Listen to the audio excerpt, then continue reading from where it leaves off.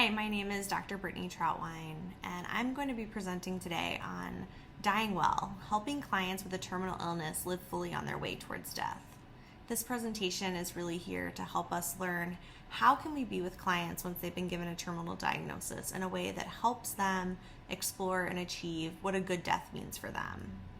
I've been working with end-of-life clients in grief and loss for over a decade, and I'm just excited that the ones of you who have chosen to come to this presentation today have an interest in this area of work. I feel like it can be some of the most beautiful and life-altering clinical experiences for both the therapist and the client and their families. So I hope that what we go over today you find helpful in your clinical work as well. So let's start kind of at the beginning. When a client receives a terminal diagnosis, some of the experiences they're going to have is this challenge of the illusion of control. All of a sudden life feels really out of order or unpredictable for many people. It forces clients to come face to face with their own finitude. There's this reality that time is much shorter than they thought it was going to be. They may be faced with many decisions around treatment, whether that's maintenance treatment for pain management, whether there's some treatment options that might buy them more time. Clients may struggle with, who do I even tell that I've been given this diagnosis? Do I want everyone to know? Do I want certain people to know? And very quickly, they're often faced with end-of-life planning. I know for many of my clients, they've been handed a packet on their first visit with an oncologist that has them walk through DNRs and end-of-life decision-making only moments after being given a terminal diagnosis. So whether or not their mind is going there immediately, they're kind of forced into this space of thinking about death and planning. Clients very quickly often start to reevaluate relationships and social support, thinking about who do they want that network to be as they're facing this next step and stage of treatment. Emotions can range from anger, fear, guilt, shock, disbelief, sadness, and a lot of grief, often grief surrounding just loss of abilities, loss of future goals, realizing that life is not quite going to go the way that they thought it would. Priorities often change very quickly, especially for people who maybe are working a lot or have been putting off things that were important to them that they were going to get to later in life, post-retirement. All of a sudden there's this sense of moving things around and moving things up that really matter. And on a positive, it can really lead to living a more authentic life. As soon as someone is confronted with a terminal diagnosis, there tends to be this reevaluation of, who am I? What do I want to do with the time that I have? And am I living in a way that feels authentic and congruent to who I am? Understanding dying trajectories is also helpful when working with these clients. It's most important to note, though, that people do not move towards death at the same rate or in the same way. It's an extremely unique process for each person who's in this experience. There are two characteristics to consider, though, that can be helpful. The first is the time or duration between the onset of dying and the arrival of death.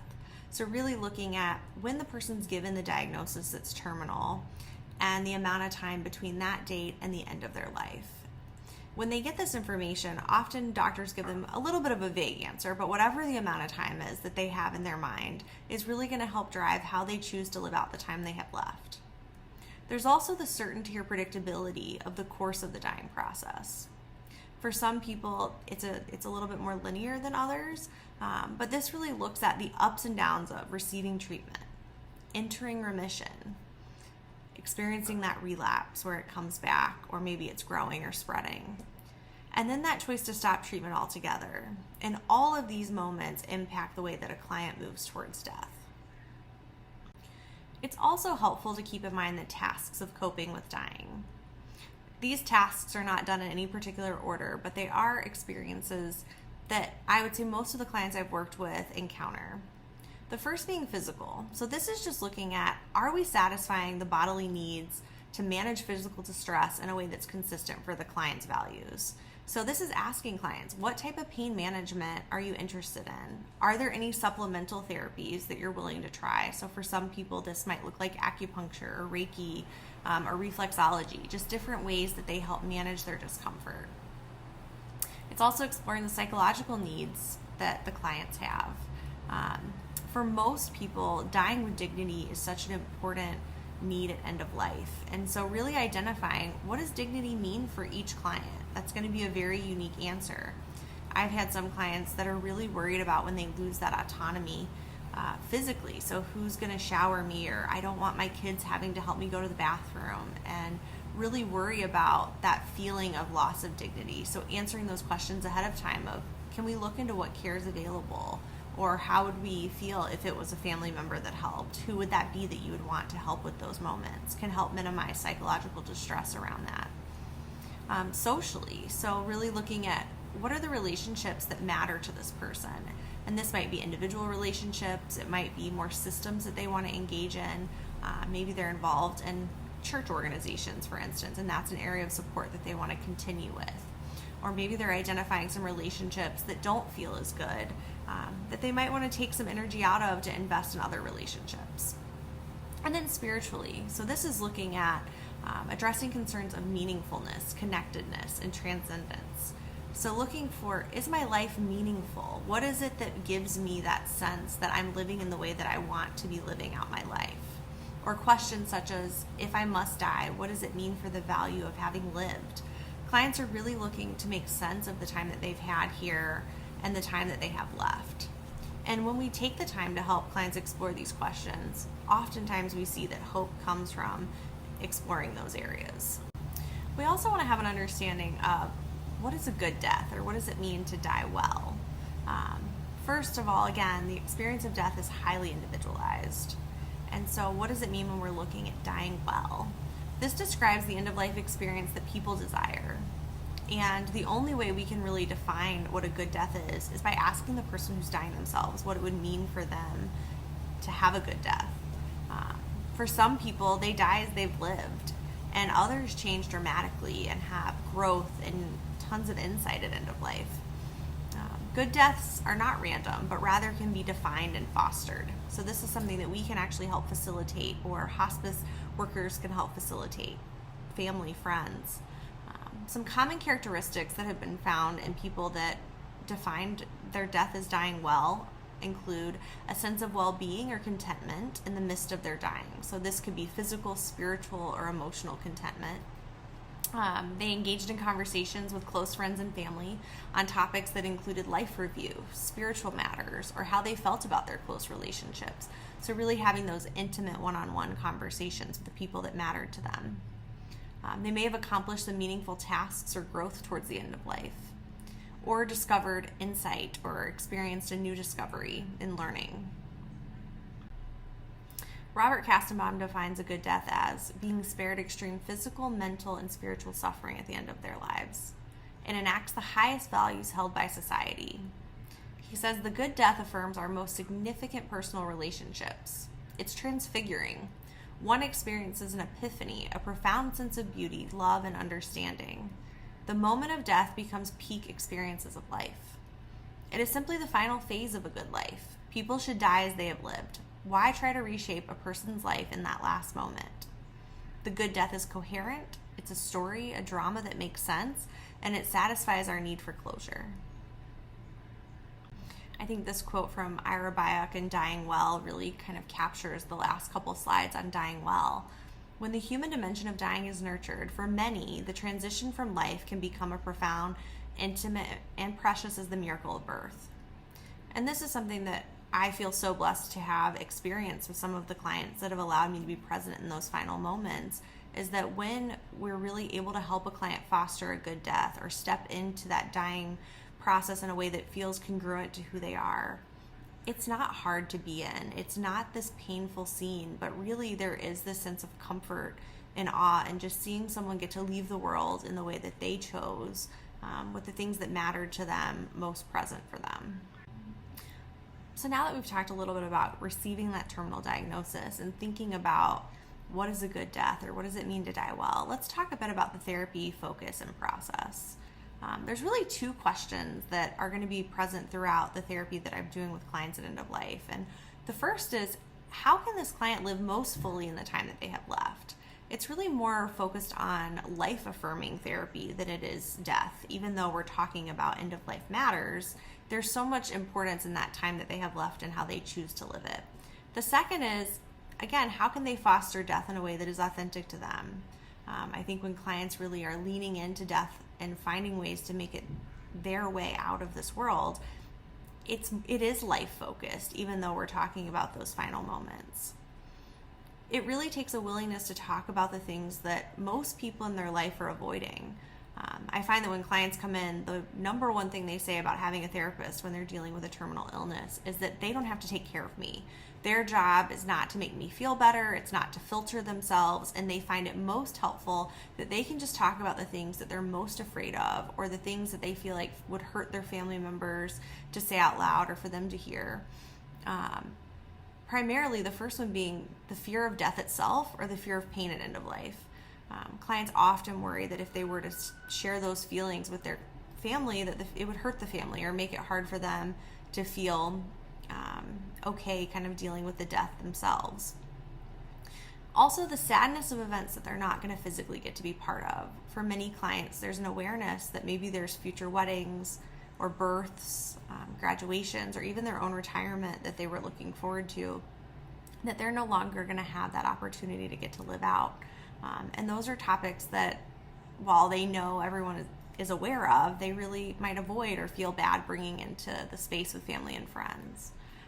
The dying process itself, for some clients, they've never been present at end of life. For some of my younger terminal clients, there's many questions just around what happens to a body when it dies, or what should I even expect? And while that's not something I can answer for individual clients, I can help them kind of get some knowledge about what does happen at end of life and what to expect, or what choices that they have.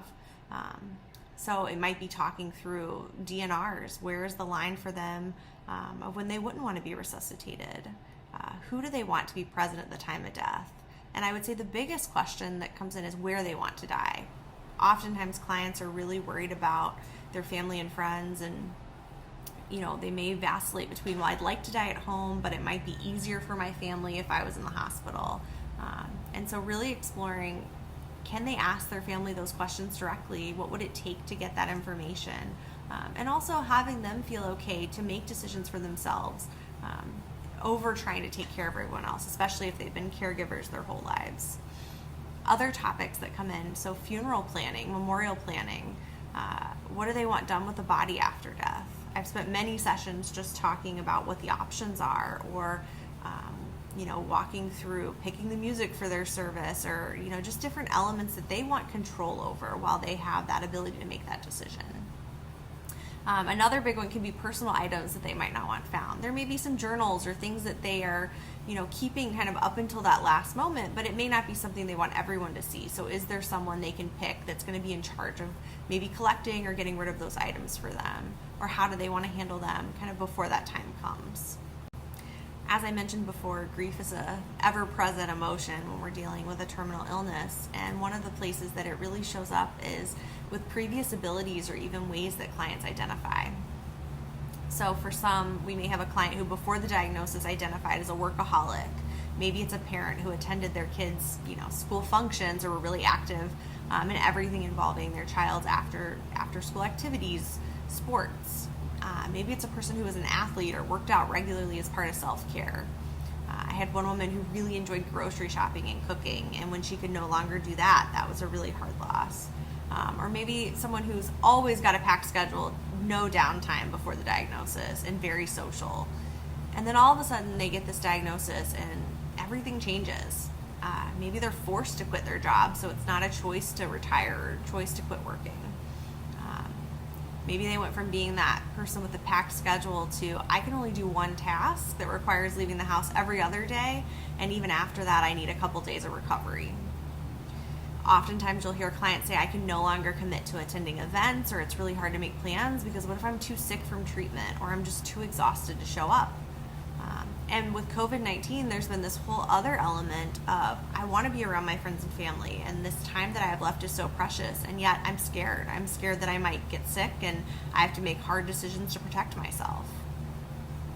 I love this quote from Bridges from the book Transitions, because I think it really captures a lot of what people are facing when all of these changes start to occur, which is, we resist transition not because we can't accept the change, but because we can't accept letting go of that piece of ourselves that we have to give up when and because the situation has changed. I think for so many, I know even for me, our identity is tied to so much of what we do and how we engage in those parts of ourselves.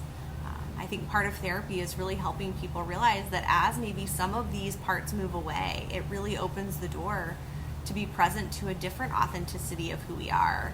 And maybe it's about allowing ourselves to do things that when we were, identified as being a workaholic, maybe there were hobbies that we didn't make time for. Or maybe there's relationships that we haven't fostered because we've been so busy kind of focused on other things. And now here's this opportunity that while we didn't choose it, we didn't clear this space, intentionally, but it's here. Can we step into these new possibilities and find joy in them and really lean into this new way of being? And does it have to all be lost, or can there be a lot gained from it? So with that, I really think that it's really about helping clients move from this focus on I'm dying to how can I fully live on the way to death? Whether or not a client's given 3 months to live or 3 years, I believe that for every client, there's a lot that can be done in that time that we have. It's really just about focusing on what do they want out of it. So some simple ways that I have found that helps clients just start to think about things a little bit differently. One is language. It's not that I ever want to deny death or remove death from therapy at end of life. I don't think that's even a possibility. I think it's such an important part of the work we do. But I think when we start to think about it in terms of I'm living with a terminal illness rather than constantly looking at it as I'm dying, I do think it allows clients to hear that word living in there and really start to refocus on how can I live in this time? And that little shift for me, I've seen clients kind of move towards, oh, there's still possibilities left, or let me think about what my abilities are. Maybe it's not what it was before, but what can I do now? Or how can I be comfortable kind of at this new normal? Another step is really exploring any emotions that are constricting clients from being able to live fully. I think guilt and shame are two of the ones that I see the most, especially around a loss of function or a change in function and change in energy level. So I'll hear clients say, after chemo, I felt so sick all day. All I could do was watch and binge 6 hours of bad TV. And I might challenge them to think about how great it is that they can give themselves permission to listen to their bodies and really enjoy just laying on the couch and watching TV when that's something that maybe before they couldn't do when they were working full time. And how can we really lean into that experience of, that being something they get to enjoy. I've had other clients who kind of go back to, old hobbies such as coloring, or they pick up a new one. I've had one that learned to knit. She made a lot of her own crocheted hats for after she had shaved her head. It was in the winter time. And so that kind of became a hobby of having a different fun hat every week that she would wear, but that she created herself. Identifying unfinished business and plans that they want to prioritize. So again, we may have to come face to face and grieve the ones that we know we won't be part of, but that doesn't mean there's not a ton of possibilities or experiences that are left for these clients to engage in with family, with friends, even individually. So just helping them to really refocus in on where is the life that's in the space that I'm taking up now versus just focused on kind of that death-oriented view. One of the ways that I help clients really focus in on this piece of living is legacy work. Oftentimes we think of legacies as being defined by the people who are left behind, but when we engage in legacy work with our clients, we're actually allowing them to have an active role in shaping and defining the meaning of their life. So legacy projects are not about death and dying, but rather about life and living. It's about making connections, sharing meaningful moments and memories with the people in their lives. It provides an opportunity for them to reflect on the life that they've lived, to look at the people who shaped their life, and continue to look forward and plan for the future. It promotes a legacy that's lived rather than creating one that's just merely left behind. Part of legacy work is legacy planning. So this is really looking at how are we going to create this living legacy. That might involve a life review. It can be something that's done solo, or it can involve friends and family or significant relationships. It may involve sharing stories or meaningful moments with others, but there's some sort of concrete project that's created, something that can be handed down and shared. So life review is something that is done kind of throughout the time that I spend with clients that are at end of life. It's not kind of a one and done or a couple session experience, but when we're working on a legacy project, there is a little bit more of this focused life review to help guide where we're headed with the project itself. So this allows the individual to examine and evaluate what's already been accomplished in their lives. Where are they currently at? And then where have they yet to go? And what do they want to do with that time? It provides autonomy and choice kind of over this last chapter of their life, and gives them opportunities to identify maybe this unresolved business or experiences that may have been disappointing, but contributed to the bigger picture of their life, and kind of find meaning in those experiences. It promotes a sense of success from taking time to review all the positives and accomplishments in a lifetime. And research has shown that doing a life review for terminal clients has been found to help solidify meaning of their lives, prepare them for their future, and create autonomy at end of life. Help them maintain a sense of their own essence, so this continuity of self as they continue on this journey. Enhance their pride, and also solidify the belief that prior roles are worthy of investment in the face of deteriorating health. You'll often hear people say, what do I have left to give? Like, I'm dying, what's left for me to do? And I really find that by doing this life review, they not only review what they've already done, but they do start to think about, I still want to do this, and this is what matters to me, and here's ways that I can continue to contribute.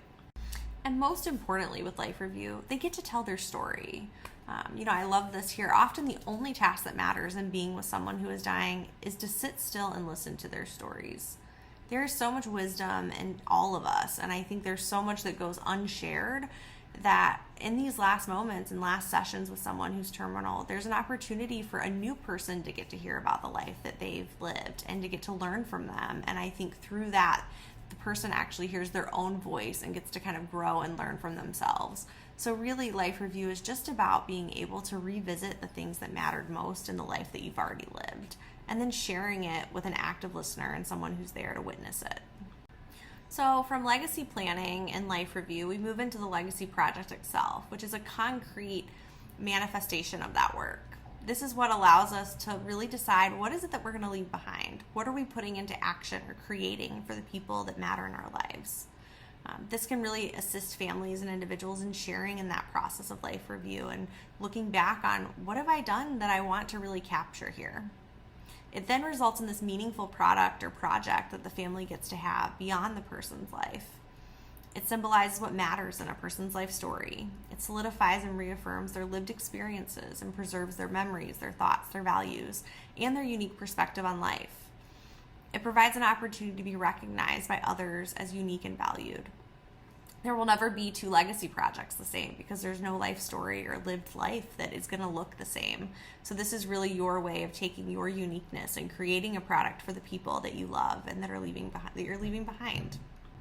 As I mentioned before, dying with dignity is such an important characteristic of dying well that has come up for clients. And it's been found that clients that engage in legacy projects tend to die with dignity and have this experience at end of life that feels affirming of who they are.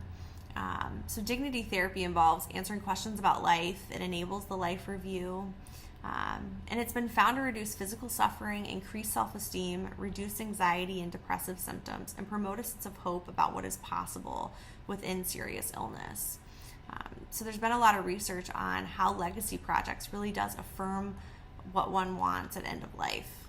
We'll be walking through some of the legacy projects that clients have engaged in with me in a little bit, but just some examples of what a legacy project might entail. So this might be writing or recording stories on paper, audio or digital video recordings. I've had clients engage in kind of an interview style where adult children have asked their parents questions of the dying person to tell them stories of their childhood and then got that on recording.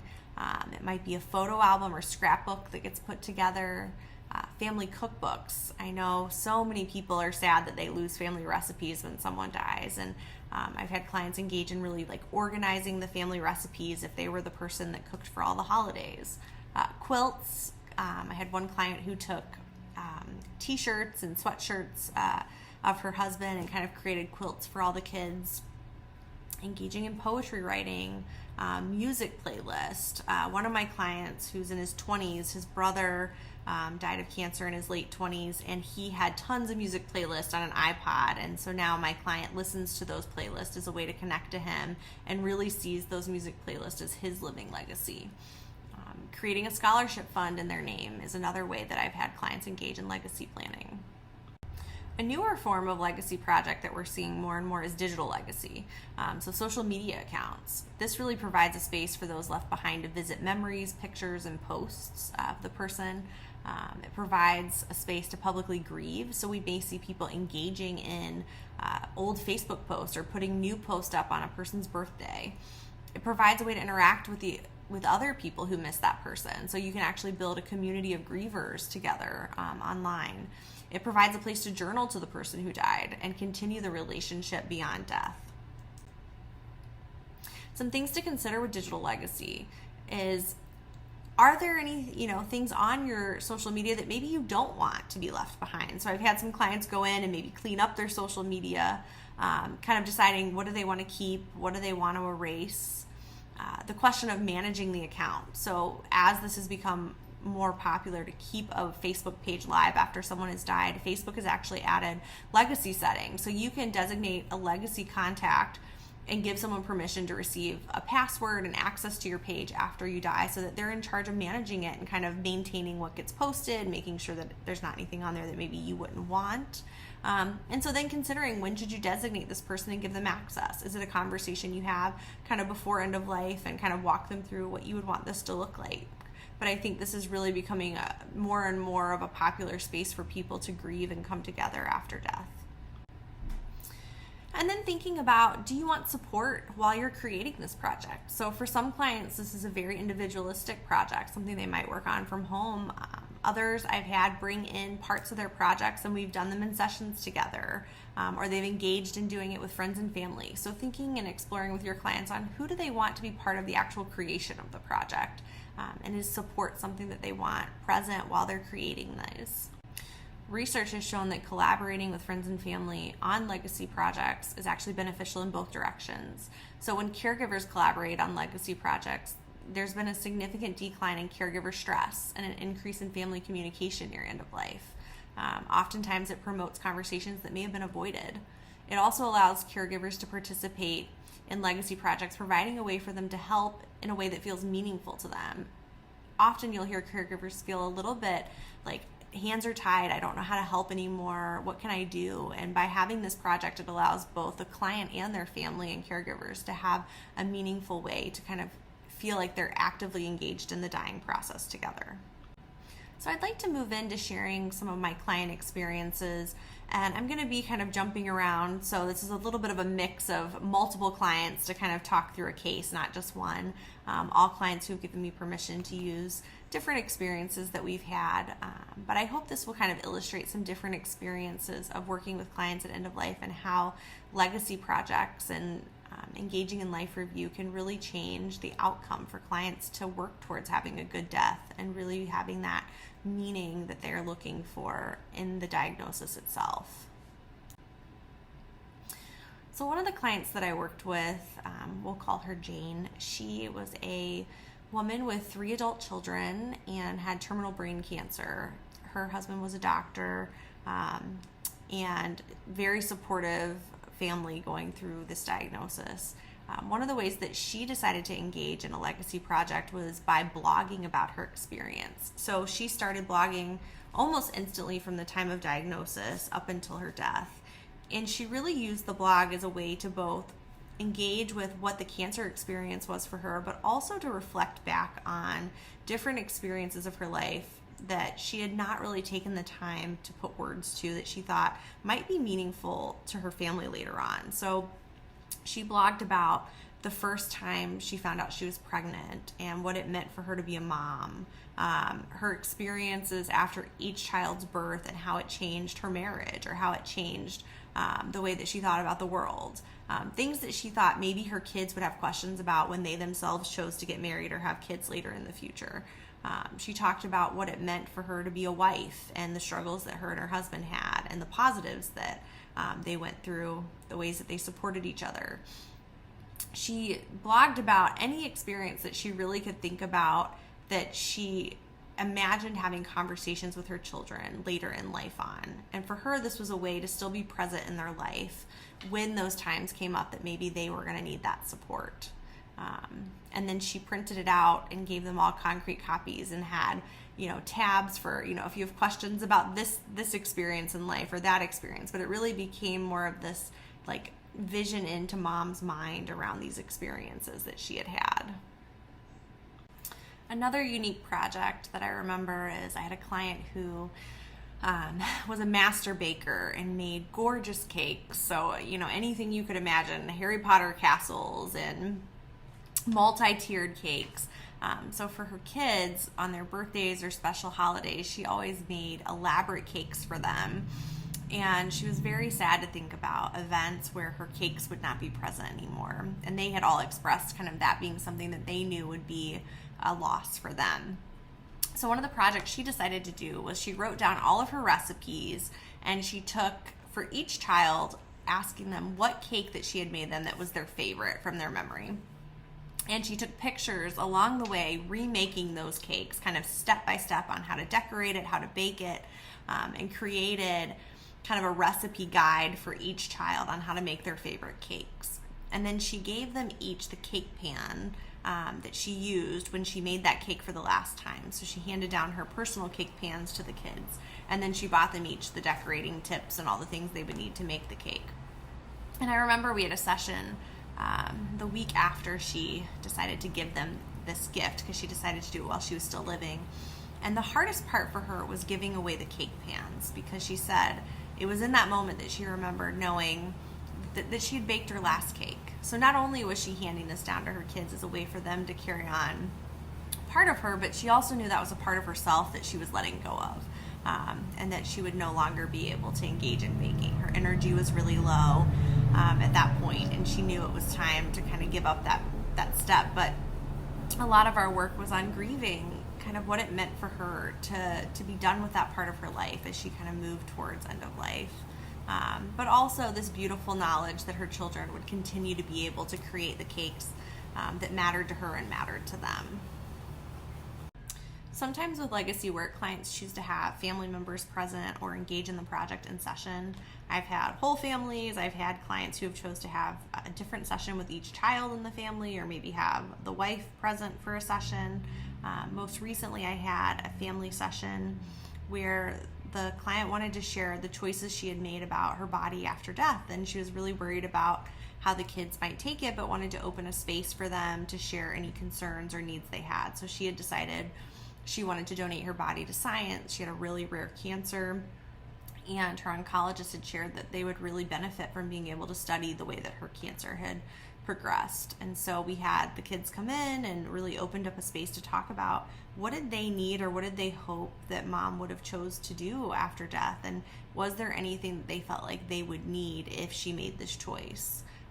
It was a really powerful session because the client was so afraid of hurting her kids or not providing them with a grieving space. And as a family, they actually decided that they wanted to support their mom's decision because they hope to prevent this in future families. But they also came up with an idea to do a memorial bench. And so they're going to actually donate a bench in an area of Chicago that matters to the family.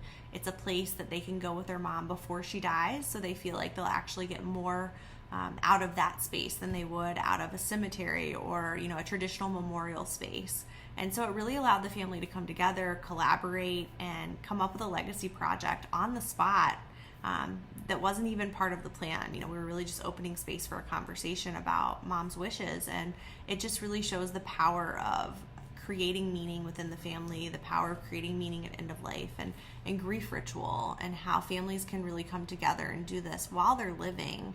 And I think in this case, that bench is going to be so much more meaningful, especially given that it'll be a place that mom will have visited prior to her death. Another legacy project that I have witnessed, and I will say is probably one of the hardest projects I've been part of, is letters for important days. So I have had multiple clients who have sat down and kind of created a list of times where they wished that they were going to get to be present. And so for one client, it was her daughter's wedding was about 6 months out, and she knew she had 2 to 3 months at best. And so she wanted to write a letter to her daughter to read either the night before or on her wedding day, kind of her choosing. And every time she'd pick up pen and paper to do it, she said she just kind of broke down. It was just too hard to think about not being there for her. And so she asked if we could do this together in session, and we did. And she wrote just a beautiful letter. But the pain and the sadness, and also just the joy in like seeing her get to say what she wanted to say on that day. I just think of what a privilege it is in the role that we have to get to witness these events, and the fact that people trust us with this space. And I think the power in being able to write and know that you'll be present on that day for so many people is important. I've also had clients who had young children and wrote birthday cards for every birthday, up to like 21, or I had one client actually go to 50, and she wrote a birthday card for every single birthday for her child to open. I had another client who wrote letters for graduations and for unborn grandchildren. But I think letter writing is such an important way for clients to get to share what it is that they know in their hearts they would want to say on those days, even if they're not able to kind of see how that day comes to fruition or know that they won't physically be present. Another unique letter that I had the privilege to be part of was a letter for a husband if he were to find love again. So I had a client who was fairly young and had terminal cancer, and she really struggled most with the thought of her husband being alone after her death. She didn't struggle with the thought of him necessarily being with someone else later in life, but she was more afraid that he wouldn't give himself that permission to move forward. And for her letter really focused on giving him both kind of permission, but also explaining to him why it mattered to her. So she talked a lot about how her joys in life came from caregiving for him, and knowing that when he had a hard day at work, she could check in with him at night and that he wasn't alone, or that he had that support to take care of the kids. And it really was a beautiful letter, I think, of just for her to feel like he would be able to free himself of guilt or free himself of any feelings that might hold him back from opening his heart again. But again, just a powerful legacy project for her to leave for him why their marriage mattered to them, and to share and really reflect on what it meant for her to love him, and her hopes for someone to be able to do the same. Another way clients have put together legacy projects is through memento boxes. And I've had clients do this for friends, family, their children, but it's just taking things that mattered to them or memories that they had and really putting them together in a meaningful way for each person to open either before the death. I've had someone who passed them out ahead of time, or to leave for them after the death. I have a client right now who's actually putting together memento boxes. She was a big traveler, and she has specific places in life that she's visited that she always hoped each of her children would see. So she would like her son to see Greece, and she wants her daughter to get to visit the places she saw in Paris. And so she's putting together pictures of each of the trips she's taken. She has folders on places that she wishes she could go back to and why, and kind of writing those out for them in these boxes so that they have that place to open them, kind of visit with her memories, and hopefully create their own memories in the same place that their mother did. I also worked with a woman who had a daughter who was pregnant, and she knew that she was not going to live long enough to meet her grandchild. And one of her favorite memories with her own children was reading books to them at night. So she decided to pick out the books that she imagined herself reading her grandchildren one day and record her voice reading them. As we started this project, the plan was to do it for the one daughter, and then she realized that her other two children might also choose to have kids, so she ended up buying their favorite books as well and recording her voice reading them in the event that they one day needed them. I also told her whether they had kids or not, her own children would probably enjoy listening to her voice, which is a unique experience. And so she was able to kind of work through how could she be a grandmother that was present and had a role in their life, even if she wasn't physically present. This was a way that they could hear her. She then put together scrapbooks about herself, kind of a get-to-know grandma book, so that they knew who the voice was behind the story. And that was one of her final projects that she did before her death. Finally, another space that legacy really takes hold is in funeral planning. I believe that this is an event that, if you take the time to plan ahead of time and have some say in, can really be a place for people to view your life review, to view your living legacy, and for you to have a funeral that really encompasses how you lived versus how you died. I've had many clients use the therapy space to plan their memorial, plan their funerals, whether it's selecting the songs that they want, pictures that they want out, or just readings that they hope would be there. I had one client who wanted to kind of visualize her experience of watching her own funeral, and so we did some guided imagery together, and within that she really took over and started to tell me what she imagined, and kind of was making jokes about what she pictured her husband was thinking, or her kids were, saying to each other, or people that she imagined might show up that she hadn't talked to in years, that had conflictual relationships but might show up at the funeral. And it really became a way for her to both step in and think about her funeral, but also to help her kind of, make light and laugh and kind of get through those thoughts, because it's really about stepping in and out of the heavy, and humor is so much part of any part of therapy, but especially grief or end of life work. We've also done visualizations on what do they imagine that crossing over might be. So for some of the clients I've had that have more of a religious background, they kind of want to visualize or create a space to think about while they're dying, of whose hands might be reaching out for them or what they might see. I had one client who imagined that as she crossed over, she would be confronted with a beautiful quilt, and the quilt would have images of all the life works that she had done, but the edges might be a little tattered, and those might be memories of things where maybe she wasn't the best person, or she hurt somebody, or there were areas of her life she could have worked on or done differently.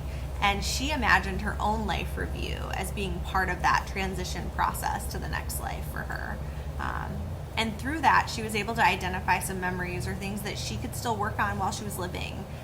She always talked about how she might have had a few less kind of burned edges on the quilt after doing that visualization, because it gave her an opportunity to go back and really heal some relationships, or talk to people about times she wished she had been a little bit different in relationship. As we come to a close talking about the clinical examples, it felt important for me to share some of the last encounters I've had with my clients that have died. It felt like a way to honor them, and it felt like a way to just really share with you the end of the work that legacy work brings. So I'll start with Ellen. Ellen was one of my more challenging clients. She was so angry about her diagnosis, and most of the work and time we spent was really spent on this anger about the life that she was robbed from. She was in her 60s and was just starting retirement and had big plans to travel, and was really hopeful for that time out of work. Her husband had died when she was young. She had never remarried, and she had a really limited support system. It was just one good friend and myself in therapy. And really, I was the only person who she shared her life review work with.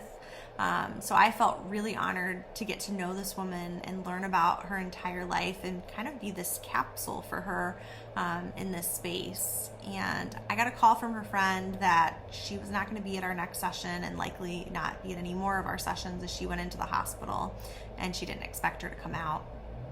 I remember at the time I was working at a cancer center, and I went to my supervisor and said, so, what's the plan for termination, or how do I end therapy when someone's this sick? And they told me that was just kind of the end. As an existential therapist, that just didn't sit well with me, to be done with this really important relationship and know that she had been so vulnerable to share all of this with me and just never see her again. So I decided to go to the hospital to tell her goodbye, and she had shared that she loved orchids, so I went and bought a purple orchid to take with me. And I remember thinking when I walked into this room, I'm not a therapist in this moment. I'm just a person. There's not any rule book or plan or intervention on how to tell someone that you care about goodbye. And when I walked in the room, she looked up at me and she was like, I can't believe you're here. And she just bust into tears. And I remember I sat the orchid in the window, and we sat and talked for, probably 45 minutes to an hour. And I really just took the time to share with her what she meant to me and how honored I felt to be part of this part of her life. And it was the first time in the 6 months we had worked together that I saw peace in this woman. She felt calm in a way I had not gotten to experience. She shared with me a readiness to be done and to die that I had not heard. And I really believe it was stepping outside of that therapy role and just being another person in the world witnessing someone and their, be at the end of their life. And that was the moment for me, I remember really changing the way that I viewed this work as being more two people that are just journeying together towards death, and throwing out this idea of the rule books that don't exist with working with death, for sure. But I often think about that moment and just remembering that all that therapy, it happened in that one encounter of just loving someone and being in their presence. Sarah was another one that was a unique end, and just a different relationship altogether. So Sarah was a mom of a 9-year-old, and I was not her individual therapist, but I was the therapist for the family. They came to me with terminal pancreatic cancer, and really the focus was on, how do I tell my daughter that I'm going to die, and how do I make sure that she has the support she needs when I'm not here. And all of our therapy was spent on preparing her daughter to lose her mom, and also preparing me to be the therapist for her daughter after her mom died.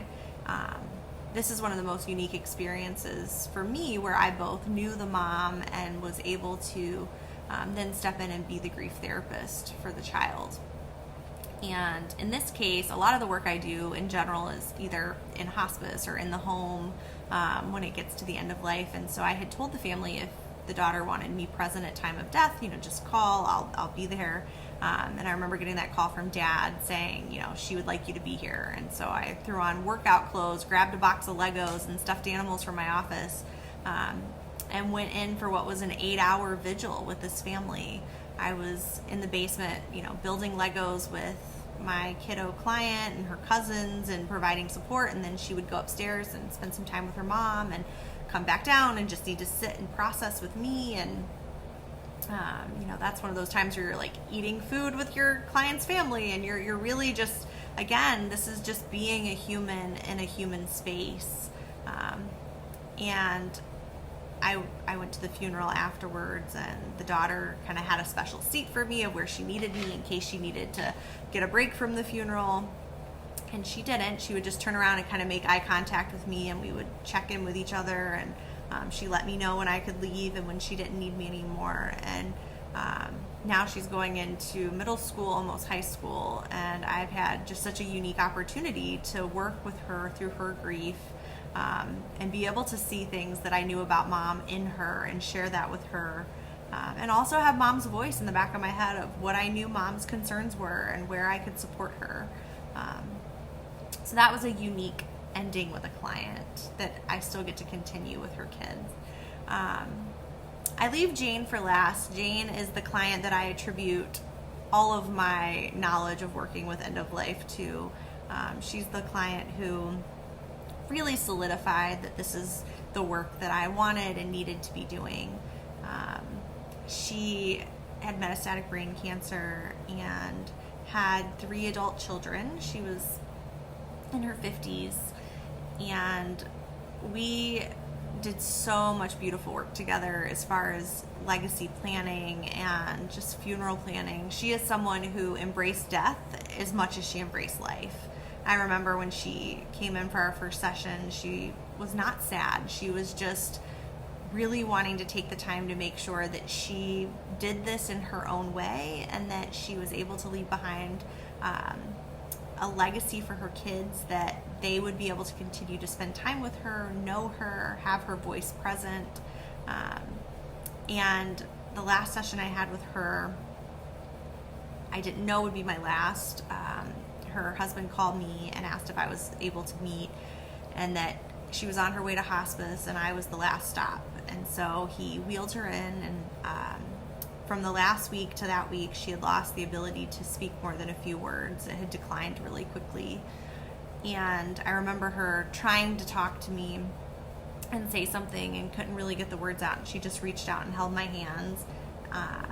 And we just looked at each other and cried together for 20 minutes. And we just kind of nodded when we knew it was time to say goodbye.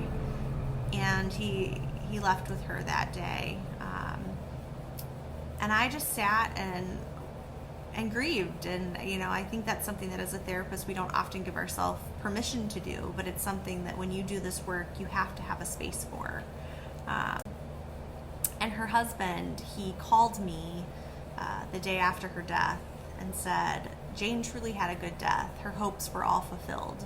She was surrounded by her children, wearing her favorite nightgown, holding her husband's hand, and peacefully died with little fight. And I remember just smiling from ear to ear because those were the 4 things that she had hoped for.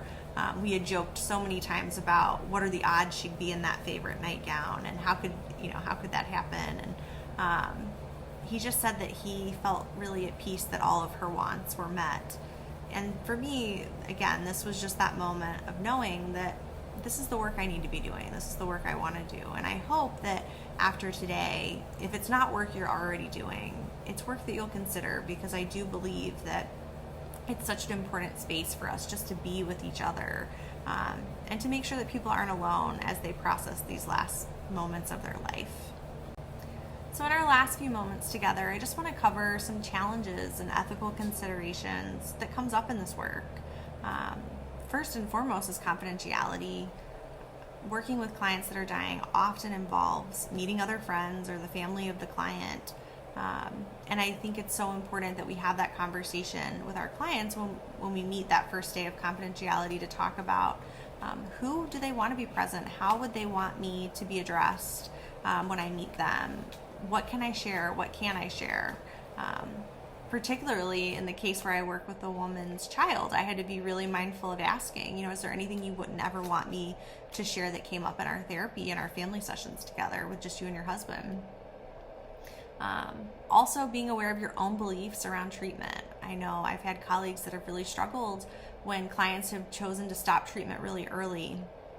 Or, I found my own beliefs sometimes come up of, no, I want you to fight, and having to realize that we're here to support our clients on their journey, and we may have to come to terms with our own beliefs around that.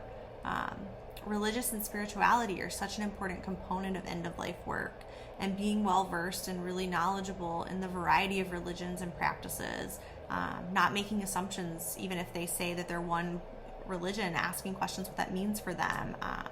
What parts of that religion do they practice? What's important at end of life?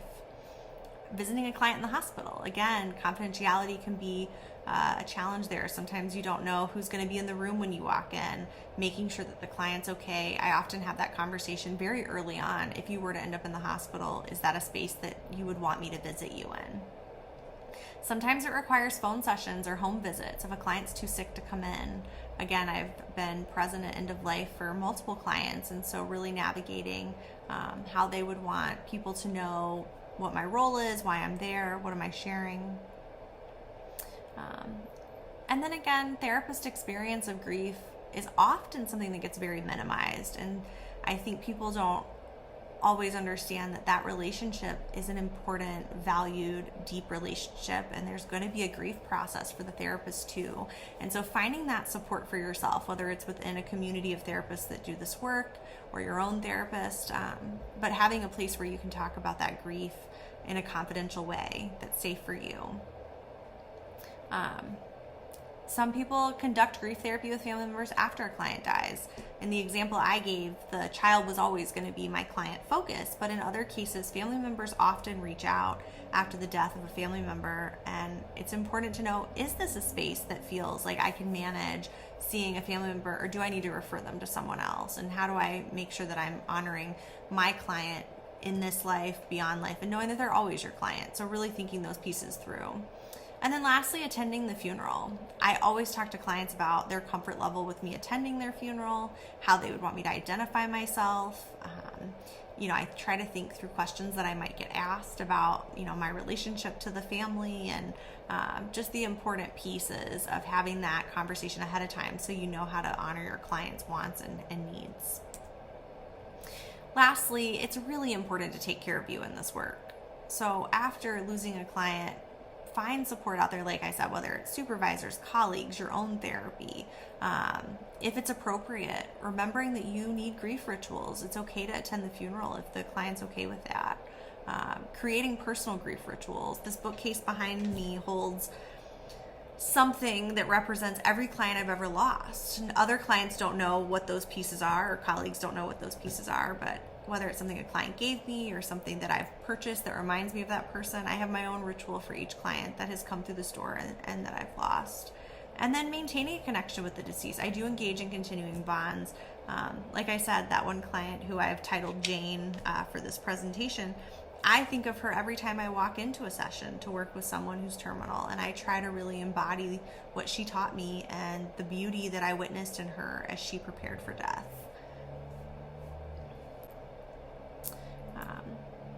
And, after this presentation, if you find that you have any follow-up questions or interest in this work and want to talk more, I've put my contact information on the screen. I'm always happy to provide resources or just, again, create a space just to talk about the work in general. But I want to thank all of you for your interest in this topic and for coming to this presentation today. And I hope that it's helpful in walking with clients as they journey towards death.